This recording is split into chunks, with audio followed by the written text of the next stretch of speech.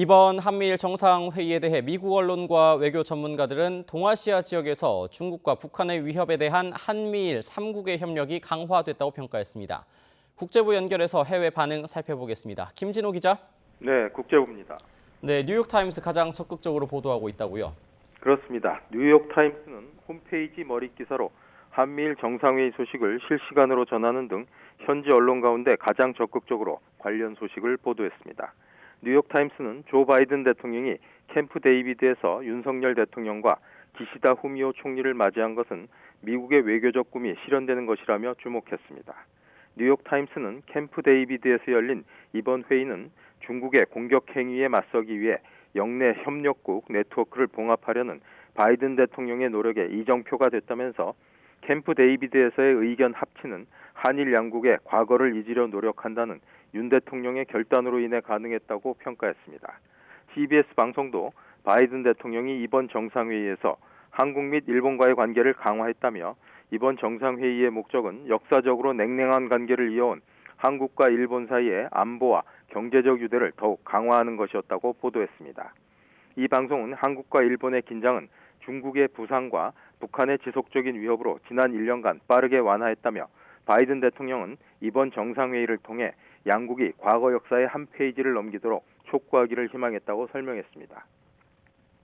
CNN 방송은 바이든 대통령이 이번 회의를 통해 한미일 3국 간 다음 협력 시대를 기대하고 있다며 3국 정상은 순탄치 않은 역사에도 태평양에서 가장 강력한 민주주의 국가인 세 나라 간 새로운 협력 시대를 예고하는 약속을 했다고 전했습니다.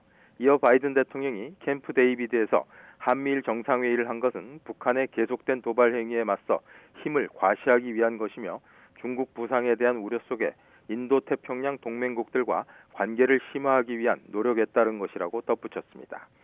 AP통신은 미국과 한국, 일본이 역사적인 캠프 데이비드 정상회담에서 안보 및 경제관계 확대에 합의했다고 보도했고 로이터 통신은 3국이 중국을 비난하면서 군사적 협력에 합의했다고 전했습니다.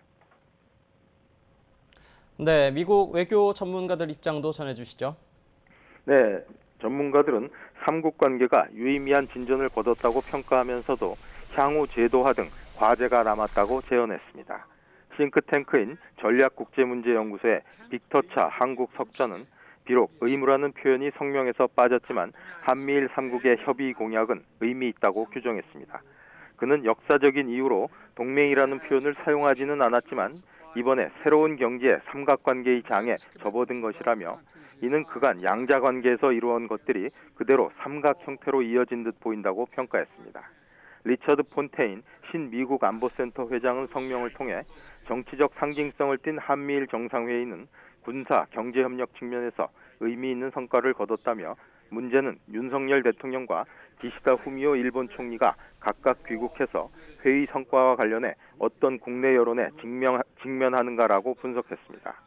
보수 성향의 브루스 클링너 헤리티지 재단 선임연구원은 협의 약속이라는 말의 의미가 불분명하다면서 이번 회의 결과물들은 모두 차기 정부에서 되돌려질 위험을 내재하고 있으며 이 때문에 신속하고 광범위한 진전을 통해 이를 되돌리기 어렵도록 하는 것이 과제라고 주장했습니다. 지금까지 국제부에서 YTN 김진호입니다.